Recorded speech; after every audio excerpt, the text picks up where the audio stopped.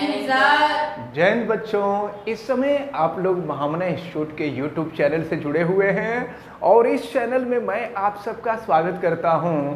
आज हम लोग class 11th chemistry Hindi medium NCERT book के चैप्टर सेकंड और ये है परमाणु की संरचना यानी स्ट्रक्चर ऑफ एटम के हम लोग आंकिक प्रश्न यानी न्यूमेरिकल्स को देखने जा रहे हैं।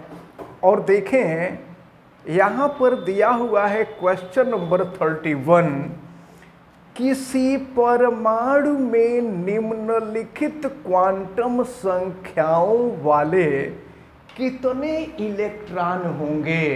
यानी क्वांटम संख्या दिया हुआ है और इलेक्ट्रॉनों की संख्या पूछ रहा है। तो देखें क में दिया हुआ है n equal to 4, n equal to 4 यानी चौथे कोष की बात हो रही है। तो n इजकल टू 4 और यस का मतलब ऐसे कह लीजिए कि यस का मतलब होता है यम के लिए यस का मान, यानी यस जो होता है इलेक्ट्रॉनों के चक्रण को प्रदर्शित करता है और इसका मान दिया हुआ है -12। जैसा कि आप जानते हैं कि एक ऑर्बिटल में 2 इलेक्ट्रॉन होते हैं और दोनों विपरीत चक्रण के होते हैं। एक इलेक्ट्रॉन के लिए अगर +12 होता है तो दूसरे के लिए -12 होता है, यानी इलेक्ट्रॉनों की संख्या +-12 होती है। तो यहाँ देख रहे हैं -12, अगर प्लस माइनस दोनों रहता इसका मतलब ये हुआ कि संपूर्ण इलेक्ट्रॉनों की बात हो रही है। अगर केवल +12 रहता इसका मतलब कि आधे इलेक्ट्रॉन की बात हो रही है और अगर केवल -12 है तो इसका मतलब भी हुआ कि केवल आधे इलेक्ट्रॉन की बात हो रही है, क्योंकि एक ऑर्बिटल में 2 इलेक्ट्रॉन होते हैं और 2 इलेक्ट्रॉनों को हम +-12 से प्रदर्शित करते हैं, जबकि यहाँ पर केवल -12 दिया हुआ है, यानी इलेक्ट्रॉनों की संख्या आधी है। तो अब देखें चौथे कोष में इलेक्ट्रॉनों की संख्या के लिए फार्मूला आपको पता है कि किसी भी कोष में इलेक्ट्रॉनों की संख्या 2n² होती है। तो अब देखें ये है 2 और n के जगह पे 4 का स्क्वायर हो जाएगा।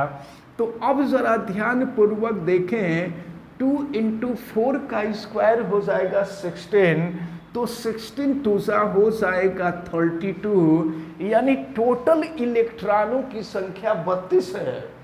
लेकिन यहाँ पर आधा दिया हुआ है, आधा का मतलब -12 दिया है, अगर +-12 रहता तो पूरा रहता, तो केवल 1 दिया है, इसका मतलब इलेक्ट्रॉनों की संख्या आधी है। तो अतः आपसे पूछा जा रहा था इलेक्ट्रॉनों की संख्या, तो हम यहाँ निकालेंगे इलेक्ट्रॉनों की कुल संख्या, इलेक्ट्रॉनों की कुल संख्या, और ये बराबर 32। और चूंकि इलेक्ट्रॉनों की संख्या आधी है तो 1/2 से भाग दे देंगे और 1/2 से भाग देंगे, 2 से भाग दे देंगे, तो इलेक्ट्रॉनों की संख्या हो जाएगी 16। अब इसके बाद जरा ध्यान पूर्वक देखें तो ये तो क पार्ट था। अब इसके बाद देखें ख पार्ट में क्या दिया हुआ है। यहाँ दिया हुआ है n इजकल टू 3, यानी तीसरे कोष की बात हो रही है, लेकिन यल की जो वैल्यू है वो 0 दी गई है। तो अब आप जानते हैं कि यल बराबर 0 के लिए अगर यम का मान निकालें, देखें यम का मान -l से +l तक होता है, तो -l, यल का मान 0 है, तो -0 से +0 तक यानी 0 हो जाएगा। और हम आपको बता दें कि इसके लिए यम बराबर 0 के लिए यस का मान जो होता है वो +-12 होता है। तो +-12 +12 का मतलब एक इलेक्ट्रॉन, -12 का मतलब दूसरा इलेक्ट्रॉन, यानी कुल मिलाकर के आपसे पूछा जा रहा है कि इसमें इलेक्ट्रॉनों की कुल कितनी संख्या हो गई, तो इलेक्ट्रॉनों की संख्या 2 हो गई। प्लस हाफ का मतलब एक इलेक्ट्रॉन हो गया, माइनस हाफ का मतलब दूसरा इलेक्ट्रॉन हुआ, तो टोटल इलेक्ट्रॉनों की संख्या 2 हो जाएगी। तो अब यहाँ भी आप लिख देंगे कि इलेक्ट्रॉनों की कुल संख्या, इलेक्ट्रॉनों की कुल संख्या, और ये बराबर हो जाएगी 2। तो यही आपसे पूछा जा रहा था। अब हम देखते हैं क्वेश्चन नंबर 38 को। 38 में दिया हुआ है किसी कण का स्थिर विद्युत आवेश, आवेश को हम Q से प्रदर्शित करते हैं और Q का मान आपको दिया हुआ है 2.5 इंटू 10 का पावर -16 कूलाम।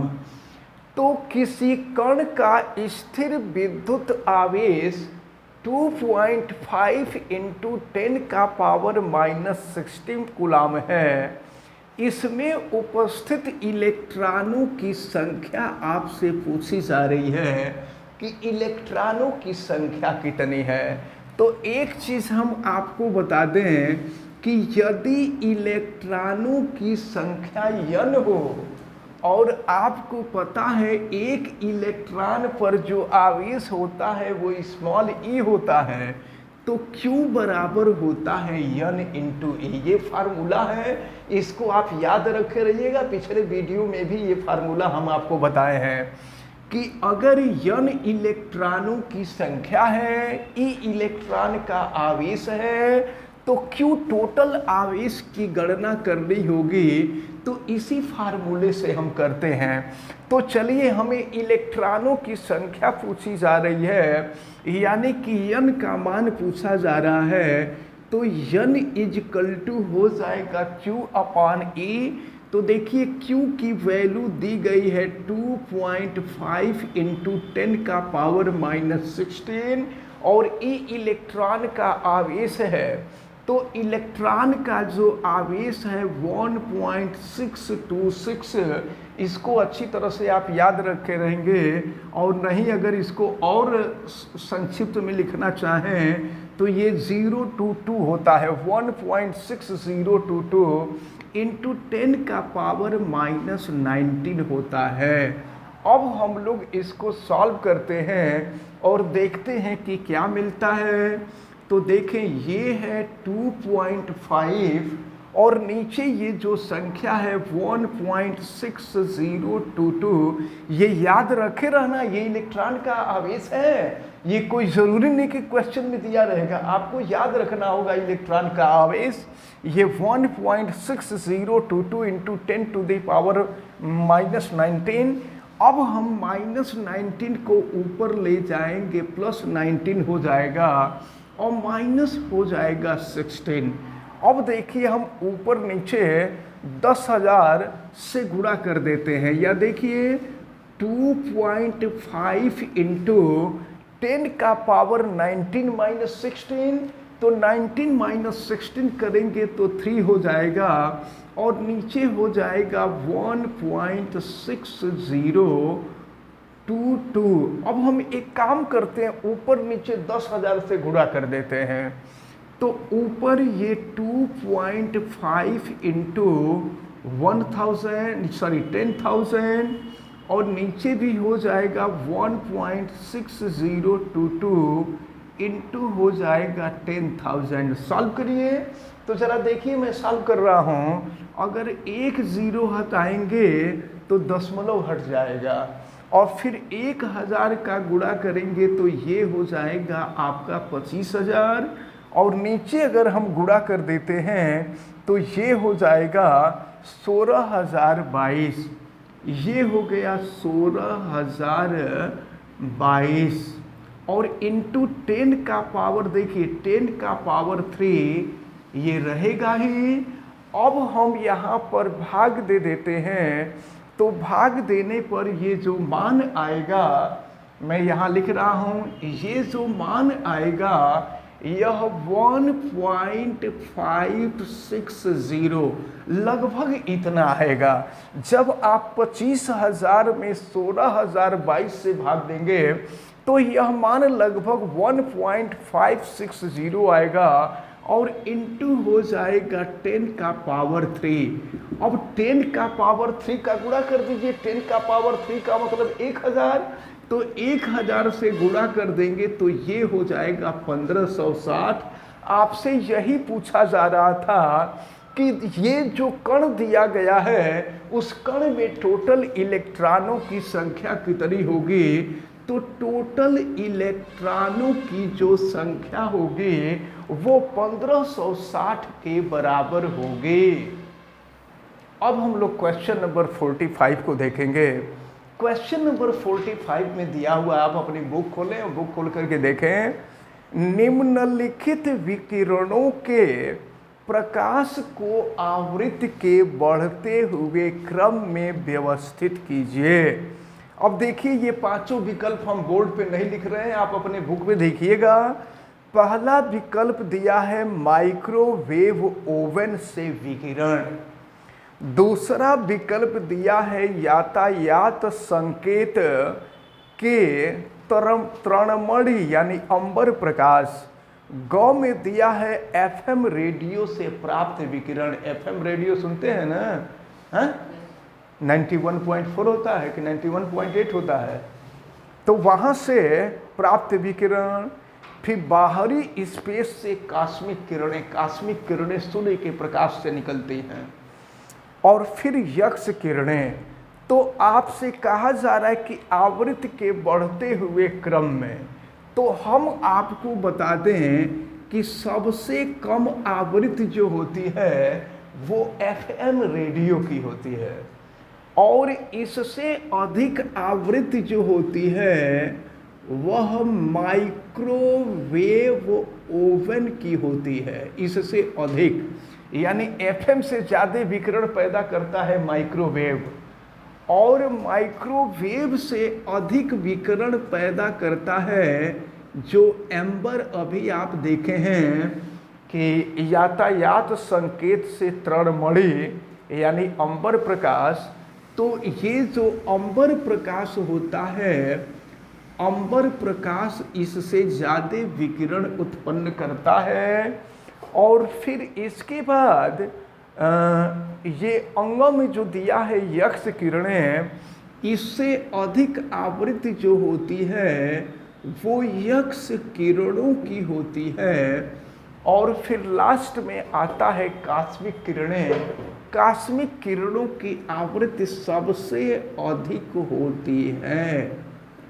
ये जो कॉस्मिक किरणें होती हैं, कॉस्मिक किरणों की जो आवृत्ति होती है ये सबसे अधिक होती है। तो यही आपसे पूछा जा रहा था आवृत्ति के बढ़ते हुए क्रम में, तो आवृत्ति के बढ़ते हुए क्रम में लिख दिए। अब ये जो दूसरा चैप्टर परमाणु की संरचना का था, इससे रिलेटेड जितने इम्पोर्टेंट न्यूमेरिकल थे ये इम्पोर्टेंट न्यूमेरिकल आपको बता दिए गए। अब अगला जो चैप्टर है हम लोग नेक्स्ट डे शुरू करेंगे, यानी नेक्स्ट वीडियो में अगला चैप्टर हम चैप्टर नंबर 3 पढ़ेंगे, जिसमें तत्वों के वर्गीकरण से रिलेटेड सारी चीज़ों को हम लोगों को पढ़ना है और जिसमें मेंडलीफ की आवर्त सारणी को बहुत डिटेल में पढ़ना है।